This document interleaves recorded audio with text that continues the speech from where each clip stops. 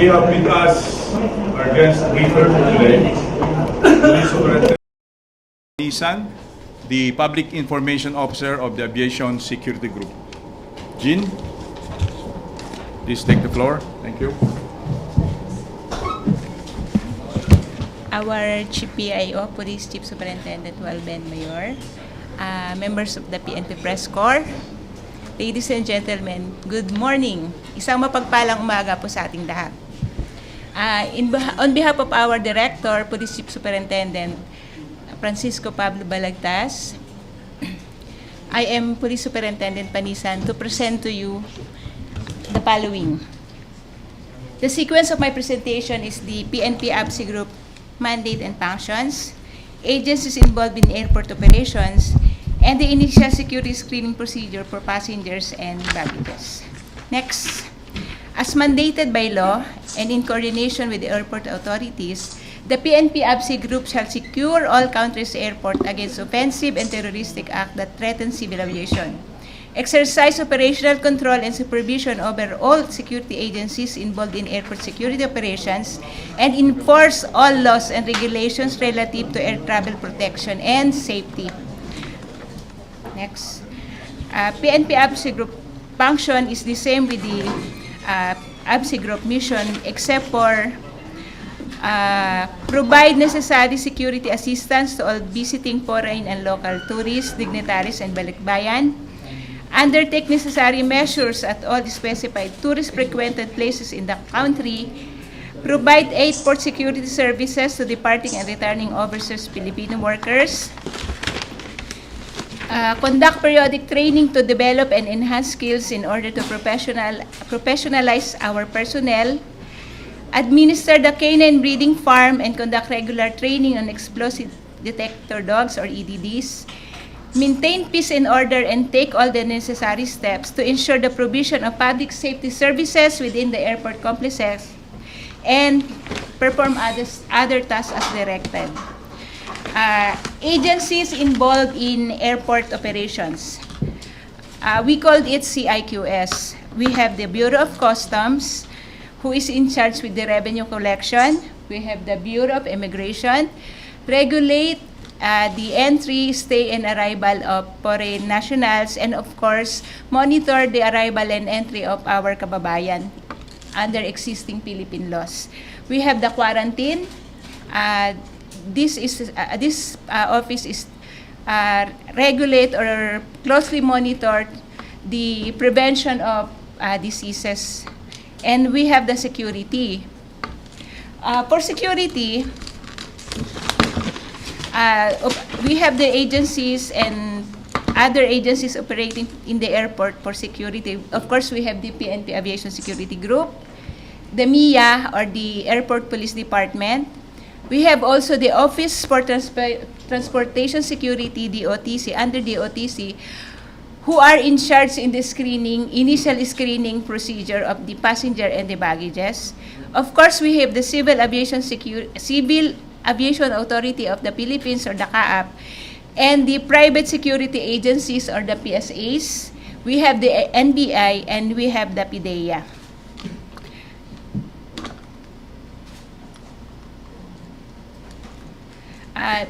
I just would like to explain or to present the initial security screening procedure for passengers and baggages. Kung makikita po natin dito, departure curbside taxi lane, dyan po bumababa yung pasahero. Dyan. From 5 to 10 meters mula po doon sa karsada, yan na po yung entrance gate. Yan po yung pinto kung nakakapunta tayo sa airport natin. 5 to 10 meters. At dyan po, ang nagdadala lang po ng bagahe nila ay yung pasahero. Wala pong ibang humahawak. Maliban na lang kung siya ay magre-request ng porter. Babayaran niya po yung porter. After that, ilalagay niya po sa conveyor belt. Sa belt po, nakikita po natin yung bag na yan. Ilalagay po ng pasahero yung bag niya. Siya rin po ang magbubuhat. Maliban na lang din po kung nagbayad nga po siya ng porter, ilalagay po dyan. Pagpasok niya dyan po, makikita po natin na may dalawang security screening officer, isang lalaki at saka isang babae. Yung babae po, para kung tumunog kayo, tumunog tayo, gamit yung po yung handheld metal detector, ipapadaanan po tayo. Ganon din po yung sa lalaki. Kung nagkataon po na yung operator, yung nakaupo, may makita siyang resemblance ng pinagbabawal na dalhin, katulad kunwari po ng bala, pipicturan po ng baggage inspector yung monitor. Pipicturan niya yon. At during that time po, tatawagin niya or hihintayin niya na i-claim ng pasahero yung gamit niya. That is called baggage reconciliation. Tatanungin nila, ma'am, sa inyo po, kanino po ito? Sa akin. Tapos sasabihin doon na meron silang nakitang resemblance ng pinagbabawal. And that time, tatawagin na po yung PNP ABSI Group. Yung PNP ABSI Group po, kung makikita natin, wala po sila sa security screening na malapit dito sa X-ray. Nasa likod po ang PNP ABSI Group. Sila po ay nagko-conduct ng police assistance, police visibility, at nagme-maintain po sila ng peace and order ng airport. Kung natawag na po ng screening officer na taga-OTS, yung police, saka lang po bubuksan yung baggage. Meron po diyang inspection table, ang magbubukas po noon yung pasahero. Hindi po ang police, hindi po yung OTS. So, kung positive na-identify yung may kanya ng bag, iimbitahan na po yung pasahero, dadalhin po sa opisina. So, gusto ko rin pong gamitin yung opportunity na to na wala po kaming papel pagdating sa security screening. Hindi po kami naglalagay ng bagahe, hindi rin po kami nag-e-excite. Tinatawag lang po kami kung merong violation doon sa procedure. Katulad nga po ng bala, baril, o kung merong sabihin na natin na granada. Yun po yung papel ng PNP Aviation Security Group. Maraming salamat po. Ma'am, paano po ba, kasi di ba ngayon, matindi yung allegation na involved din po ang PNP, yung mga nasa NAIA po, with the tanim-bala issue. Possible po ba yung gano'n na mataniman ng bala yung isang bagahe ng isang pasahero sa airport? Yung tinatanong niyo, ma'am, na involved ang... Possible po ba? Kasi yung yes, ma'am. Kasali daw po kayo. So. Yung katulad na sinasabi ko po kanina, ma'am, pagpasok niyo pa lang, pagbaba sa taxi, di po ba wala namang doon, wala namang... Ang pwede lang humawak talaga doon, yung pasahero, at kung nag-request siya ng porter na babayaran, yun lang po yung bubuhat ng bagahe niya. Wala na pong ibang pwedeng kasi siya rin ang may dala ng ng bagahe niya. At saka ma'am, 5 to 10 meters lang po yung layo. Conveyor belt na paano pa natin masasabi na matataniman ng bala? So you're saying na imposible, dala talaga ng pasahero ang bala? Sir, with due respect po sa mga kababayan natin, malalim po talaga yung paniniwala natin sa amulet, sa agimat, lalo po yung medyo may edad. Kumbaga, yung dadatnan natin, especially kung OFW ka, uncertain ka Doon ka lang pwedeng kumuha ng ng parang strength. Especially, kinalakihan na natin na talagang naniniwala po tayo sa agimat o sa amulet. In short, nagsisinungaling yung mga nabiktima na ng tanimbala. Hindi po natin, sir, sinasabi na nagsisinungaling sila. Pero ang sinasabi lang po natin is, kung meron pong violation at nakita po na meron tayong pinagbabawal na dinala sa bagahe natin, may imbestigahan po tayo, at kung napatunayan po natin na complete po siya, bullet o firearm, matcha-charge po talaga tayo, makakasuhan po tayo. Di ba yung doon kasi sa airport is dalawa yung security scanner? Di ba yan yung una, Opo. 3 second pa doon sa loob? At actually, sir, meron pa po nga redundancy kasi yung mga flight na pupuntang US, may screening procedure pa rin po na ginagawa doon. lahat po ba nung complaints, dito pa lang, dyan pa lang sa primary security check dyan na So far, sir, ano po, yung mga insidente ngayon, sa initial security screening, kasi sir, yung final check po, ang dala na lang po nun talaga is yung, yung bag na lang nila na, very ano na sir, sensitized na yun. Tapos kung papunta nga po kayo ng US, meron pang pangatlong, screening na gagawin. Kung saan po sir, lahat na laman ng bag natin, iisa-isayahin, ima-manual po yun. meron ba kayong record, ma'am, kung ilan in the past years? Yes sir, meron po akong record dito. Nung December 2012 po, yung sa apprehension po at nakasuhan namin, meron po kaming January to December, meron po kaming 20. January 13 to December 2013, meron po kaming 21 apprehensions. January 2014 to December 2014, meron po kaming 12. At January 2015 to November 1, 2015, meron po kaming total apprehensions na mga 30 po, sir. 30. Apo, dumami. Bakit biglang dumami ngayong taon? Nakita po natin na ang impression lang po natin diyan is talaga pong yung yung mga security screeners natin, talaga pong hindi ko po sinasabing sila nagtatrabaho nun, pero doon po rin kasi sa pagka-approve ng bagong nung comprehensive law on firearms and ammunition, na kung saan po kahit isang bala lang po is ganun din po yung kaso ang ma-intercept sa inyo o makuha sa possession nyo.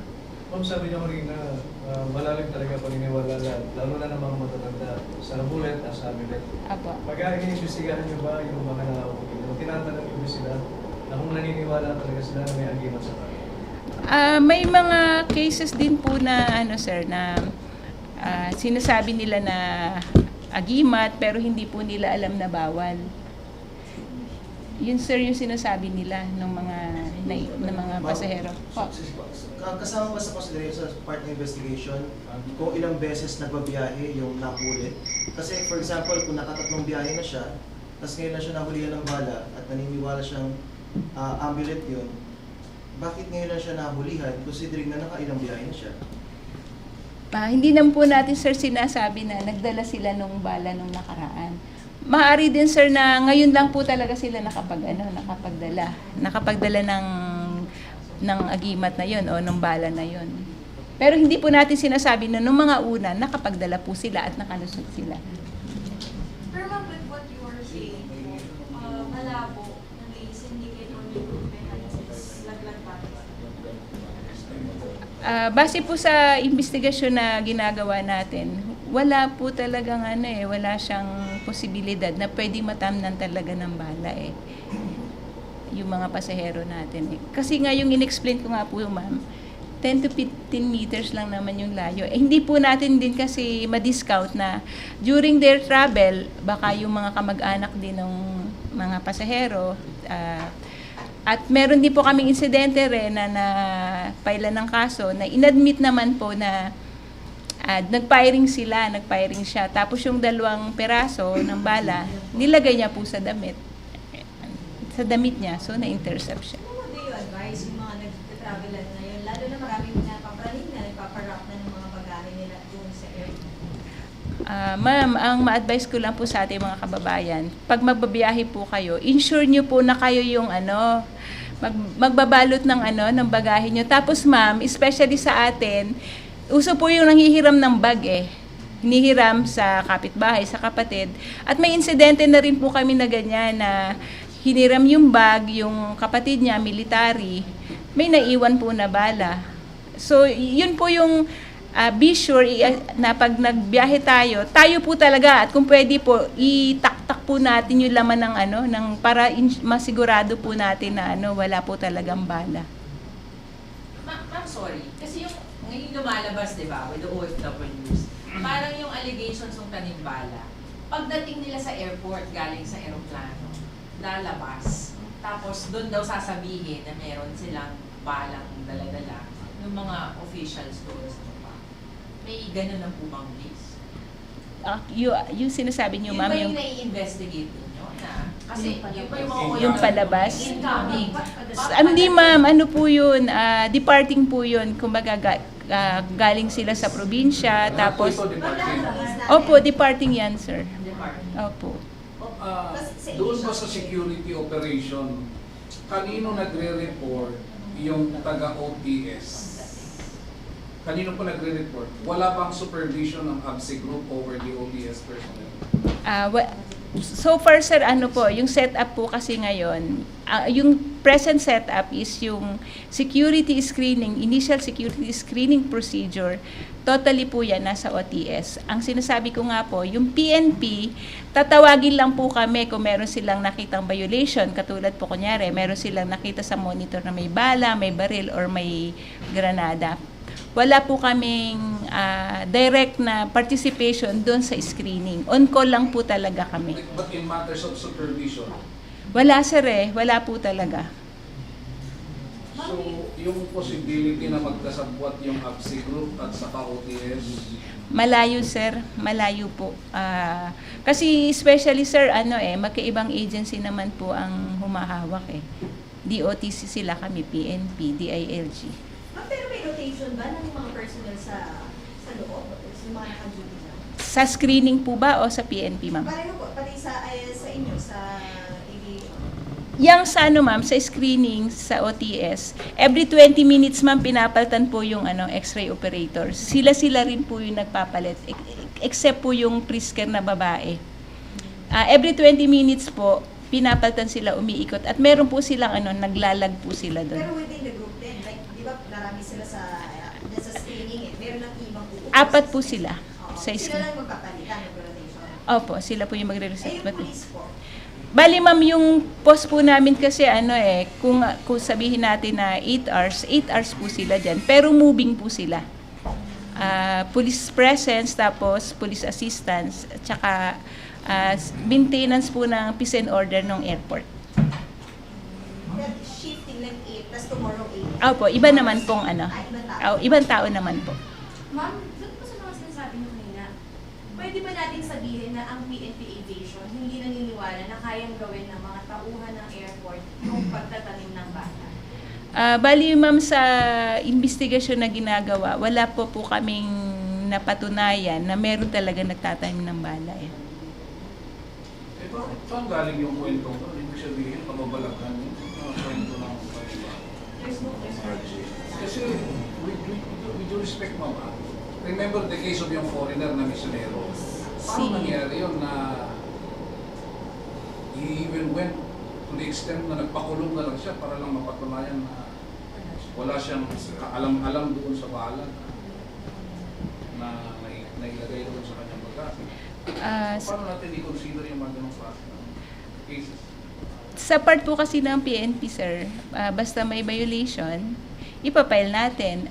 Pagdating po sa prosecutor, judgment niya na po yun. Pero ang nangyari kasi sa inyo, ma'am, is subo na, di ba?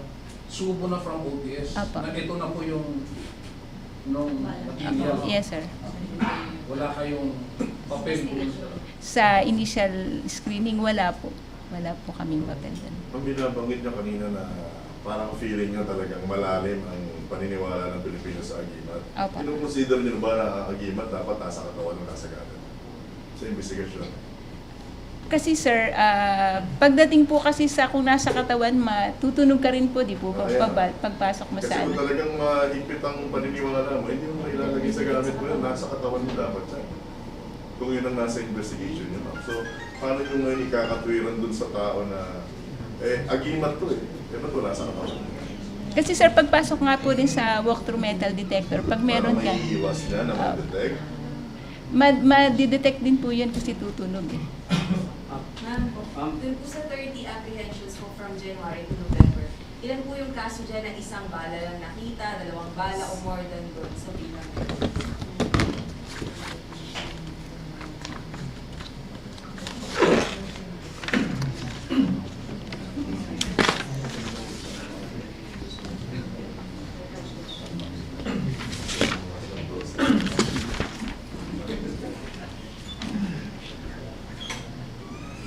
Yung report po kasi namin, ma'am, consolidated na siya by month. So, nung March po, meron kaming 49 na interception. Nung April, merong 107. Kasi ma'am, hindi naman po lahat ng interception is isa lang ang dala. Merong isang magazine, meron po mga 8 piraso. Not necessarily po isa lang. Pero mas marami po yung isa lang. Hindi naman po isa lang. Mas marami ang marami. Meron pong mga 22, ganun po. Hindi po isa lang. Yung Kung dun sa mga apprehension nyo, ilan ang nagsabi na amulet ko yung dala nila? Kasi ma'am, pag nakita naman po talaga natin na amulet, yung isang bala, hindi naman kumpleto yung component niya. Wala siyang primer, wala siyang gunpowder. Talaga pong yon, hindi naman sila matcha-charge. But instead, i-confiscate lang po yun, ma'am. Hindi sila but still, meron pa rin silang, they will go yung procedure na meron silang pa-documentary, Let us clarify, ano pong klaseng bala yung hinuhuli at kinakasuhan ng tao? Kasi kung may binabanggit kayo, kapag kompleto yung component, to confiscate lang. Apa. Kung kompleto yun, sir, iba't iba pong klase ng bala. Merong 22, may 45, may 9mm, may carbine. So, kung kompleto po siya, talaga po matcha-charge. Pero, kung makita naman po natin na wala namang laman, empty shell lang po talaga, confiscation lang po talaga yan. So hindi kinakasuhan pag empty shell, pasyo lang. Makakaalis pa rin po sila. Matutuloy pa yung flight kung wala naman pong... Yun doon sa question kasi kanina na kung gaano karami yung solo o 2 piraso na nahuhuli, yung 30 na record ninyo, mas marami ba yung single or Opo, marami yung bulk? meron pong pa isa-isa, 2, 3. Ano pong mas marami? Mas marami. Isa po. So mas marami. Wala naman siguro question doon sa marami kasi Opo. talagang given kayo, may talagang dala eh. Pero yung isang piraso lang na isingit, mukhang Gaano po katatanda ito pong mga nahuhuli ninyo? Iba-iba rin po yung age. May 28, may 30, merong 56. So, iba't ibang age po. Sabi po kanina, isa rin sa mga dahilan, yung na-approve yung RA 10591. Before ba, paano nyo hinahandle yung nung wala pang RA 10591, paano nyo hinahandle pag kami nahuli namin? The same rin po. The same rin po. pero So, mura ano mo mas mabigat ngayon? Sa isang bala lang po kasi, yung bail niya is 80,000 eh. Hindi ngayon ma'am, but previously. Previously po, hindi ko lang po sigurado yung bail doon. Pero ngayon po, isang bala, 80,000. Pero sir, pagka foreigner kayo, 200,000. Anong project mo? Yun po yung tinatakda ng nung Kaya madaling pagkakita. Sorry, nagkanda kayo ng investigation. Oh, yes, sir. Kailan po siya nagawa ng investigation? Alin po doon? Yung tungkol po sa possibility na may nagtatanong ng bala sa mga pasahero. Before pa, sir, yun yung nauna pang issue. Di po ba may nauna ng issue? Yung tungkol sa... Opo. Yung magkaiba po. Actually, hindi po siya magkaiba, ma'am. Ito yung nakaraan. Kay Martinez. Opo, kay Nanay Gloria po, yung case ni Nanay Gloria. Hindi po siya magkaiba. Ang nangyari po kasi is, nung na-intercept siya, pinicturean siya sa monitors, which is the procedure na ginagawa ng OTS. Nung pinel po sa piskal, nahila po yung picture, na-stretch. So, ang tendency, lumiit siya. Kung titingnan po natin nga sa TV, para siyang 45 as compared doon sa carbine na mahaba. Pero kung titingnan din talaga po natin yung picture na kino-compare na magkaiba daw, andun po yung red na cloth, andun yung itim, andun yung mga markings, andun yung white na The same po siya eh. The same siya na picture. The same na bala. Meron mong congressional investigation. Opo. Paninindigan pa ng PNP at siguro pagdating sa investigation na yun yung claim nyo na walang talimbala? Wala po talaga. Kasi base sa investigation, wala naman po napatunayan, wala naman pong na-implique. So, wala pong ano. Kasi kung gano'n ang katwiran nyo, di ba, ang isipin lang ng publiko, kayo naman yung nag-iimbestigahan. Di ba? I heard sir magkakaroon ng task force or inquiry. Mas okay nga po yun para mapatunayan din talaga na na maklear na rin sir yung issue. Pero ma'am, sorry, yung investigation ninyo, what did it cover? Yung alleged nagtanim lang sila ng bala, yun lang po ba? Yung sa investigation namin, ma'am, yun po yung coverage niya, kung mayroon po talaga. Pero so far, wala naman pong wala naman pong na-prove, wala naman napatunayan. Ma'am, what about yung possibility na may nahuli nga talaga sa kanya na ammunition, na bullets? Kaya lang, syempre, ang laki-laki kasi nung nung multa, di ba? Malaki yung babayaran nila. Instead na ituloy yung kaso, nakikipag-aresto na lang. Kaya naman lumabas na lang yung angulo na tinaniman sila ng bala. Sa part po ng PNP Aviation Security Group, hindi ko po siya masasagot na meron po na-involve sa personnel namin. But sa iba po? Hindi ko rin po siya kayang sagutin kasi sa ibang agency na po yun. Mami, nagpo-push din ng lifestyle check Opo. sa inyo, sa mga officials daw po ng ABSI group also. Minsan to NAIA, do you welcome this? Ano ba reaction? Lifestyle check, ma'am, meron po ba? Mas maganda nga po yun para at least malaman kung sino po talaga yung kung sino yung nagbabiolate ng kung ano ang appropriate na lifestyle. Ma'am, sabi niyo, for the apprehension, yung mga nagtanbala lang, pero lahat ba yun may kaso? Nakasuhan? Ma'am, kung kayo po ay mayroong dokumento to possess, marirelease naman po kung dala ninyo. Pero ilan po yung na-file natin kaso sa So far, ma'am, na-file naman na po lahat yun. Pero yung ibang insidente po yung sinasabi ko na pag may document kayo, marirelease naman po. Hindi kasama dun sa... Sa ibang case po. So yung 30 na yung mga nakasuhan lang. Opo. So yung mga iba napapakawalan naman rin. And ma'am, usually, ano nangyari na dun sa kaso? Meron na bang update sa'yo? Yung mga na-file po.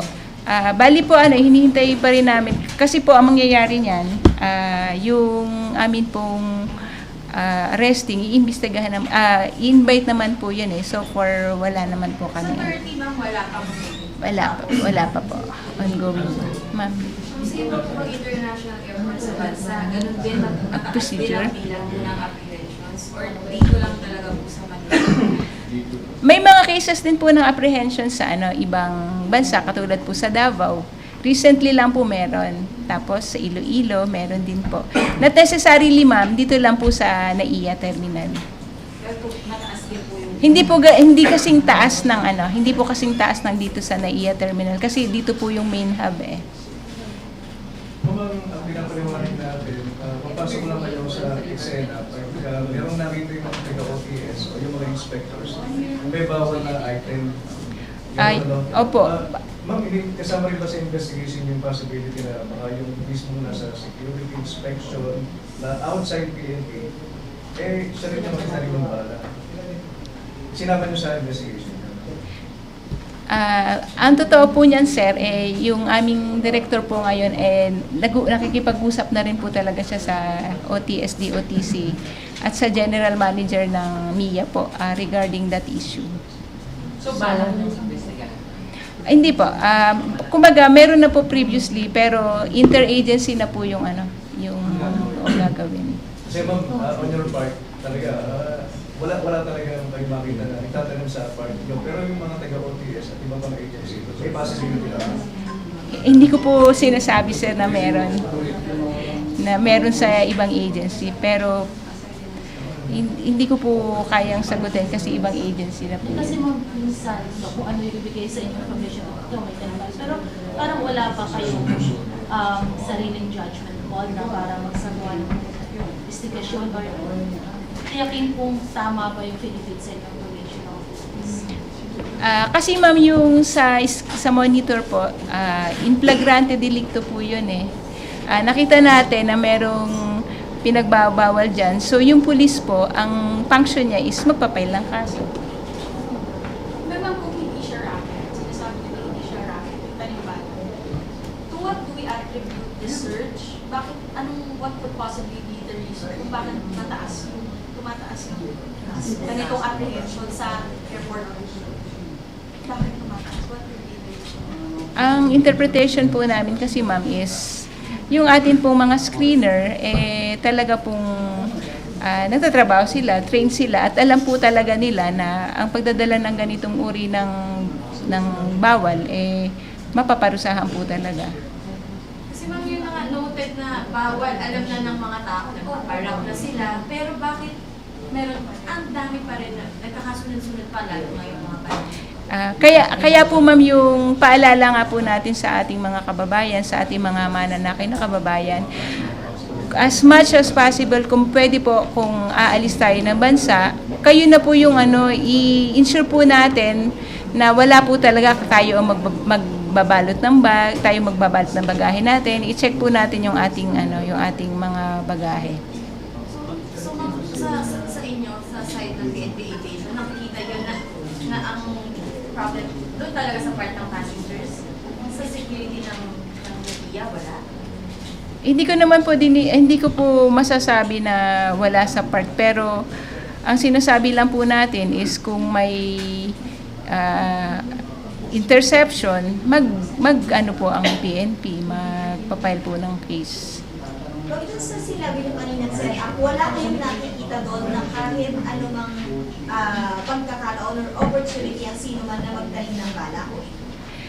Ang sinasabi ko ma'am, from the time na bumaba po yung pasahero galing sa sasakyan, 10 to 15 meters lang po yung layo.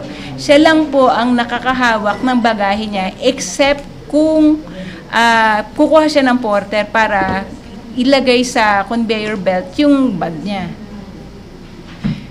And rin po, pagbaba niya, pagpasok doon, paglagay niya sa conveyor belt, wala na po talagang chance doon na mataniman pa ng bala? Hindi ko siya nakikita na may posibilidad, ma'am, kasi maano lang siya eh. Pag nakita po natin, di po, maliit lang yung distansya ng conveyor belt para tsaka sa x-ray, di po ba? Tanong ko lang, nabalitaan niyo po ba yung one time na may isa din na na-intercept, ang sabi sa kanya, merong bala yung bagahe niya. Pero hindi niya pinahawakan sa iba yung bagahe niya. Nung time na parang bubuksan na ata yung part ng bag na yun, ang sabi bigla nung PS, boss, ballpen lang pala. Nabalitaan mo yun? Hindi po. Hindi ko po nabalitaan. Kapag identify niyo ba yung kaso, kasama yung screen grab or whatsoever nung x-ray? May picture po at the same time po yung mismong bala, ma'am. Dinadala po namin. Dinadala ng investigador. Yung mismo nakita po yung pagdaan doon sa x-ray, yung mismong monitor, di ba? May picture, ma'am. Tsaka po yung bala. Ma'am, yung picture na yun, may oras ba? May anong mga details kayong nandun? Or yung picture lang talaga ng bagahe? May oras ba? May ibang... Meron, ma'am. Meron po. Meron po yung date. Most ba ng mga victims sa initial, yung mga nahuhuli sa initial security check lang? Or meron bang nahuhuli yung bandang loob niya? So far yung insidente po kasi ngayon sa initial security screening area po. Kasi nga, kasi sir, pagdating po ng final check, ano na yun eh, yung hand carry mo na lang yung dala mo. Pero sir, meron po rin kasi kung mahuhuli pa sila sa ibang bansa, mas malaki rin talaga yung implication sa pamilya. Ma'am, yung wrap ba, yung pinaparap nila yung mga bagahe nila, malaki ba yung tulong nun para maging deterrent pa yun para sa mga naglagpala? Ma'am, before pa po nagkaroon ng issue na yan, meron na po talagang nagrarap dun sa sa terminal. Yun po kasi protection para sa mga bagahe, especially kung yung pupuntahan mo na lugar is alam mo na umuulan. Yun po yun. Pero before pa yan, meron na po. Meron. Pero ngayon dumadami kasi nagpaparap, syempre additional na gastos yun. Wala na kung OFW lang naman nila. Hindi ba deterrent yun? Mas mabuti nga yun, ma'am, kung narap na siya, nakandaduhan pa siya, nalagyan pa siya ng tape, tapos makita natin na merong laman sa loob, o di wala na pong reason para sabihin natin na natanamin sila o nalaglagan ng bala. Mas okay po yun. Pero bakit kaya marami na sasabi na nataniman sila ng pala? Ano yun? Nagdadahilan lang sila? Mari pong ano na lang nila po yun, kasi depensa na lang nila. Depensa. Pero parang last na lang po, anong effect nito sa group na question yung security ng airport? Anong effect sa Question yung integrity. Ano pa rin po, yung PNP Aviation Security Group po, sa pangunguna po ng aming director, ganun pa rin po, magtatrabaho pa rin po kami ng the best, more than the best na kaya namin. Although po, mas maganda nga po yun na kung mayroong inquiry, at least mapatunayan po natin na ginagawa lang po talaga ng APSI Group yung function nila, yung trabaho nila, yung trabaho namin. Last naman, yung sa CCTV, meron ba kayong gaano kabilis na kukuha ng PNP Aviation yung CCTV copy ng mga interception? Yung procedure po kasi yan, ma'am, yung CCTV po, nasa MIA yan. Ang ginagawa po namin, nire-request po namin sa MIA, binibigay naman po nila. Gaano kabilis lang? Or gaano katagal bago nila ma-turn over sa inyo? As soon as na ma-request po namin, si GM, binibigay naman po niya yung copy ng CCTV footage. Kasi diba sa airport, maraming representative from different government agency, sa BI, meron customs, then sino ang mag-decide kapag may ganitong kaso na, okay, kumpiskahin na lang yan, or ikaw kasuhan na lang yan? Sino yung in charge? Kung ang may intercept po natin, ma'am, is katulad po ng bala, barel o pampasabog ba yan, sa PNP po yun. Pero kung taxable material, syempre po, yan, customs. Pero kung documents regarding ng foreigner o balikbayan o kababayan natin, sa ma'am yun? Sa BI po, sa immigration. Ma'am, walang consideration sa kahit na isa lang or wala? Walang consideration, ma'am, kahit po isa o dalawa. Kasi, ma'am, sa 10591, yung intent, hindi naman po siya kinukonsider. Basta the mere possession is violation, ma'am. Ma'am, para sa kabatira lang ng mga ordinaryong basero, dala namin, ano bang impact nung kayo makapagdala ng kahit isang bala lang na ipusok mo sa isang aeroplano? Anong impact nun? Ano yung risk? Possible risk. Sir, yun na nga po Hindi po natin alam na pwede pong sumabog yun on air kasi very po yun very sensitive. Sir, tayo po ba din bilang pasahero, kung malaman din po ba natin na yung katabi natin is may dalang bala, ano din po ba yung mafe-feel natin? So yun po yun, sir. Kumbaga, security risk siya Security risk po siya. Yun na, kahit wala hindi pasok sa Kahit walang baril, ma'am.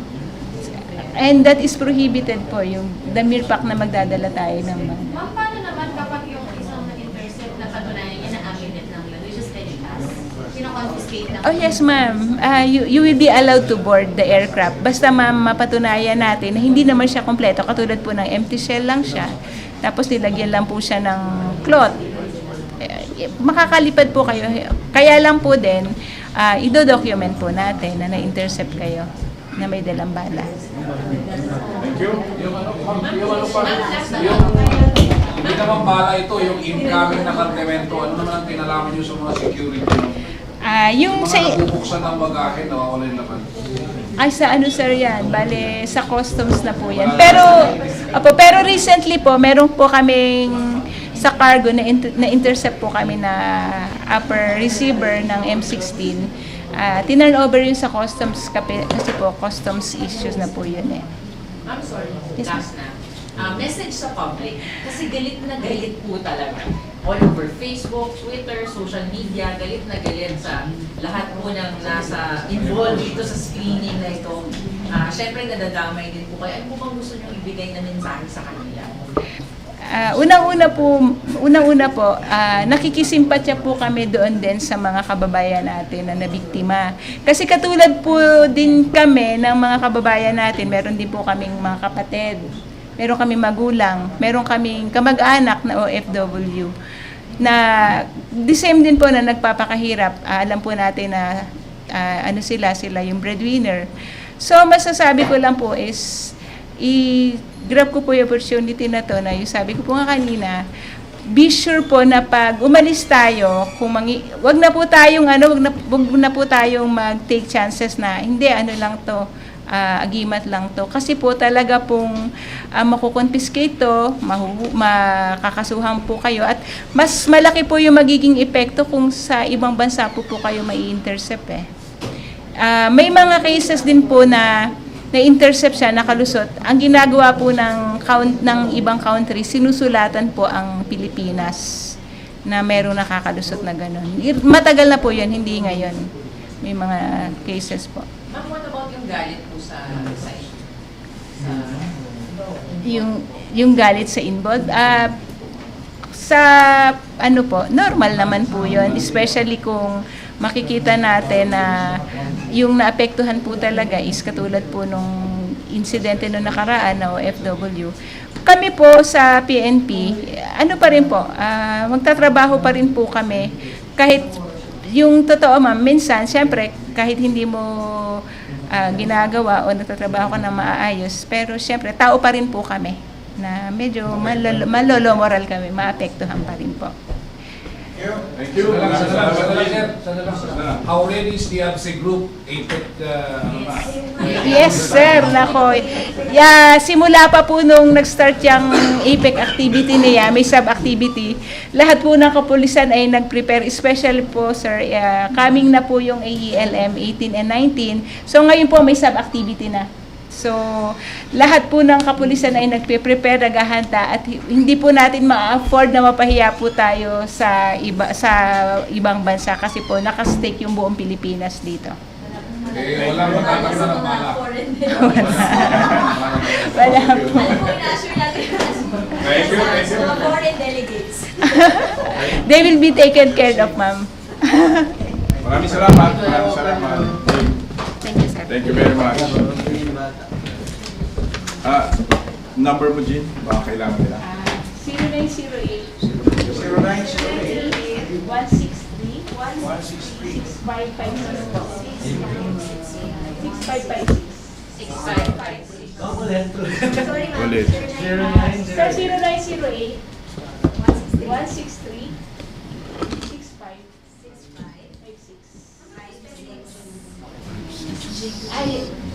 Juliet Echo Alpha November Echo.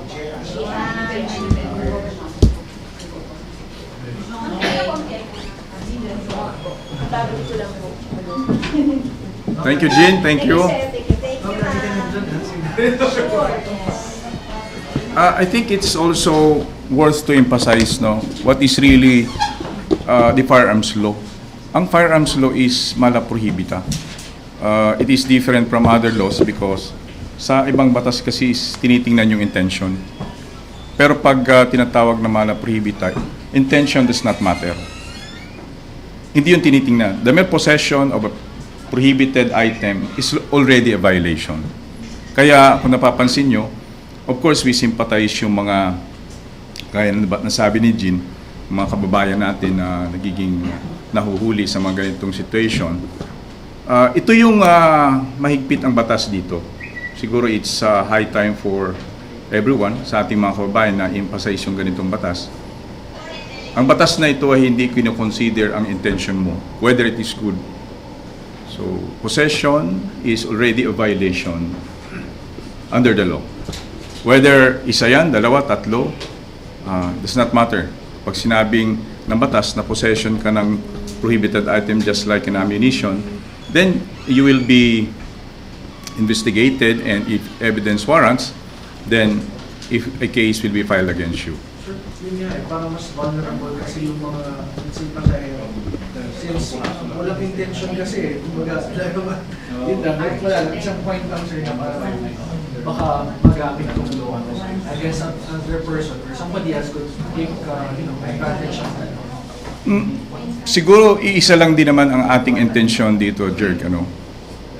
We have one intention, that is to implement the law, and ayaw natin yung maapektuhan tong mga inosenteng tao.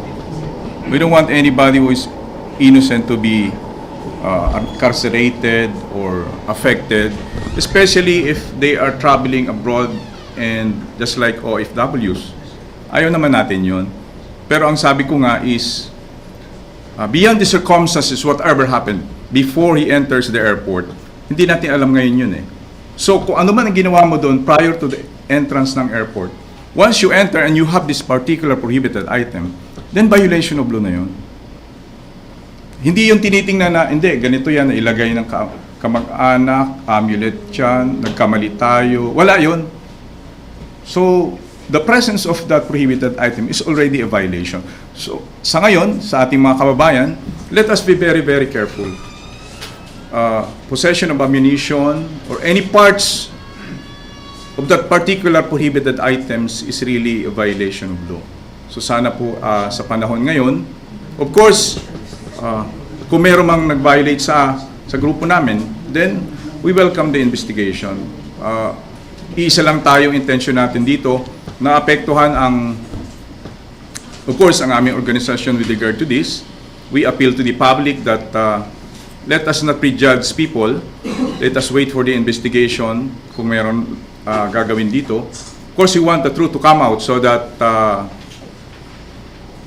we will know really who is the culprit on this. We don't want an innocent organization to be affected by this kind of incidents. So there is a move na kailangan daw mag-uri ng provision ng 10591. Dahil lang doon sa mere possession of one bullet, napakataas. Kaya supposedly ang paniniwala is kaya tumaas yung apprehension sa airport dahil nga doon sa nag-take advantage doon sa malala. Nasa legislature dyan, Raymond,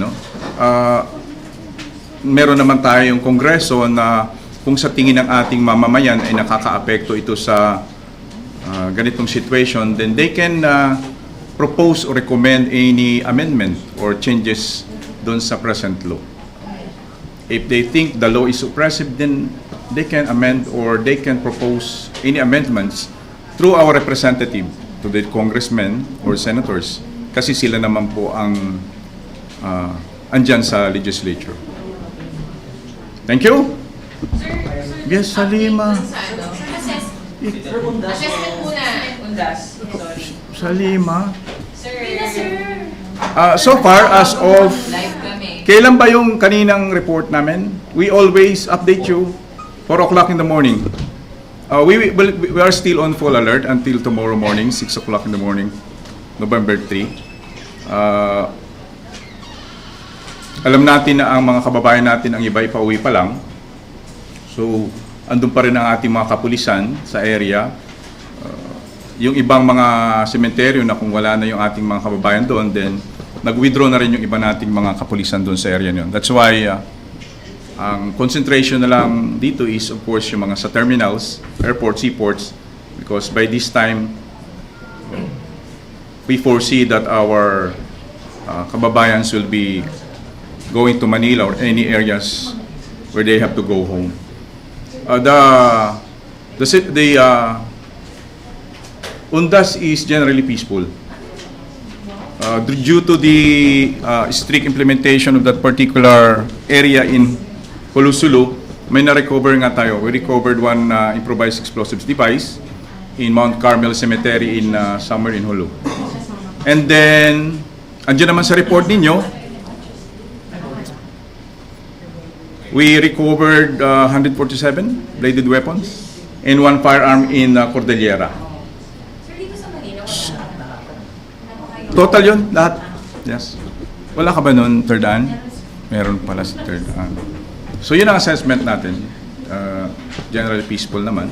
I think everyone cooperated with this, with the program of itong celebration natin ng Undas, considering further that Of course, through the media, we had information campaign to observe yung mga prohibited items not to be brought inside cemeteries. So relatively mababa ito.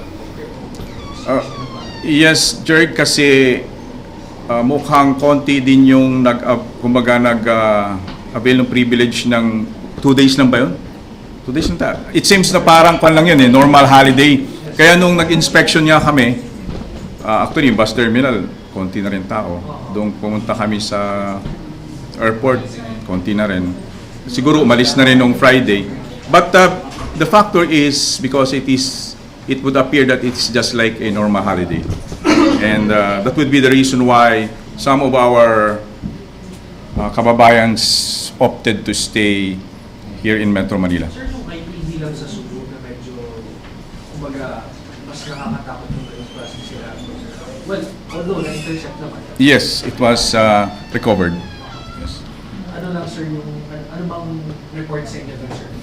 Sa ngayon, nasa custody dito ng Army. Inimbestigahan pa kung anong background kung bakit meron doon sa lugar na yon. Pero sir, may intention, may nakita na bang intention na talagang gulungin yung cemetery itself because it's, undas and more people will go there. Part pa rin yun, one of the angles that the investigators is trying to check, Jergs, kung ano talaga ang reason ba't merong IED doon sa loob ng cemetery na yun. Okay? Thank you. Magandang umaga, Salima. Kumusta ka na? Yung DWIC pala. Okay. Kausap ko si Alex Santos kanina. 6:15 in the morning. Mr. Bernardo isn't organic of DWIC. Andyan si Jonathan Andal. Nevertheless, nakafocus naman ang investigation ng QCPD dito. Kasi hindi naman natin sinasabing dahil nga siya hindi ang premise nyo kasi member siya ng media, but yun na nga, nabanggit din kasi kaagad to sa akin ni Mr. Santos. Unang-unang binanggit niya yon na hindi siya organic ng DWIC. Pero inimbestigan itong insidenteng ito dahil lahat naman tayo concerned, especially when it involves death of a person. And QCPD is investigating this matter now. Thank you, Salima. Oh, may question ka pa. Hey, ma'am. Talagang diretso eh.